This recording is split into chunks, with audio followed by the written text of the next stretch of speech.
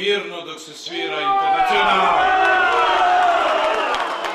On stoji mirno dok se svira Internacionala, simbol socijalizma i radništva. Ja želim da poručim svim radnicima, svi će da stoje mirno pred vama posle 11. maja ako glasate za listu broj 5. Ima da se drma cela Srbija, i biznismeni, i vlasnici, i državnici, i političari, i interesne grupe. Svi će stajati mirno pred radnicima i onima kojima je potrebna socijalna pravda. Ali zato je potreban vaš glas, svi za broj 5 na izborima.